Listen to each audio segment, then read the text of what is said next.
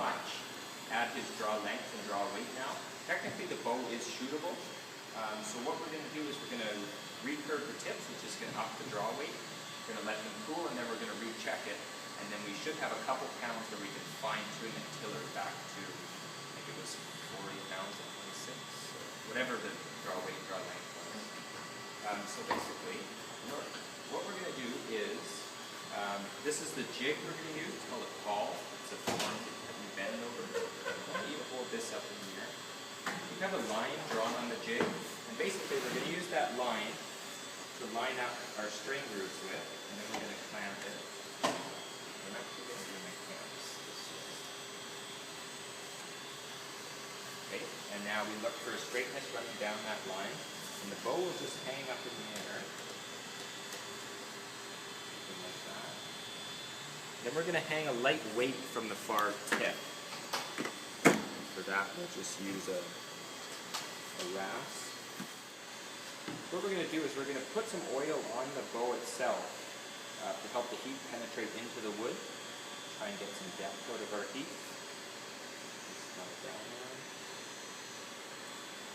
And then this thing.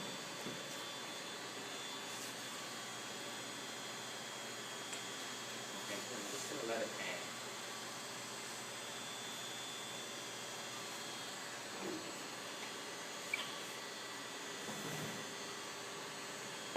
You want to grab the other heat gun, which is down on that Tupperware over there. And there's also our short extension cord in there, Jen.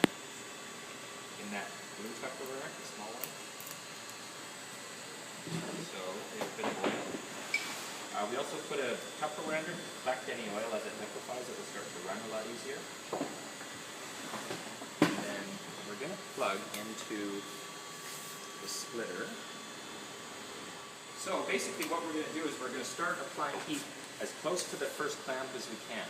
And once we do, literally within a matter of seconds, this tip is going to start to slowly draw. What we're going to do is it's going to start to wrap around the jig, and as soon as we can, we follow the curve enough, we're going to start adding clamps. So once it's wrapped, we're going to throw another clamp on and then start heating just outside of that clamp. So if you start heating, basically right outside of that clamp, give yourself about 4 inches. And then keep an eye on this tip. So it's starting to draw. Yeah, just work it a bit.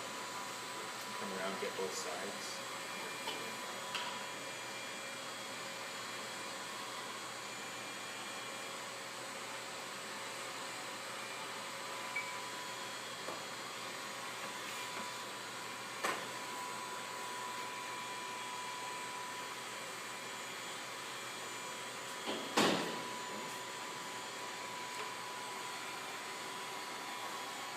And if it does start to, try and stay right close to that clamp. We're trying to keep the bend as close to the clamp as possible.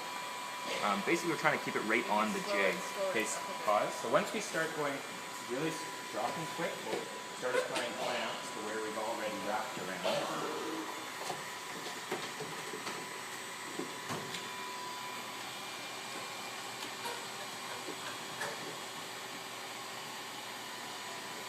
Okay, and just outside of that clamp.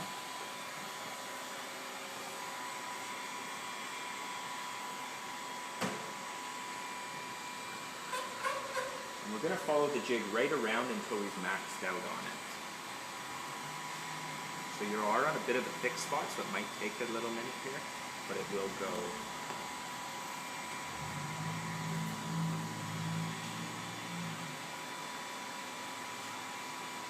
Give yourself a couple, 3 inches or so.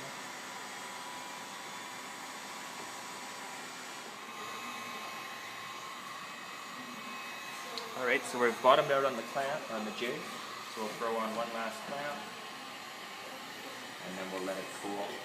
We can put the fan on it to speed cool it. Should you tighten that first clamp? The first clamp should be okay. There's just like a little gap. Yeah, often that first inch you're never going to be able to bend because you're actually what distance the clamp takes up. But yeah, once it comes off the jig, we do have options if we wanted to make it bigger. Basically we can re-slide it farther out the jig. but to start with, we'll see how that comes out. And then also we're going to check it for alignment, because often it'll have a bit of twist on it. So if it is a bit twisted, we can do another setup to try and untwist that. Yeah, so let it cool and see what it looks like.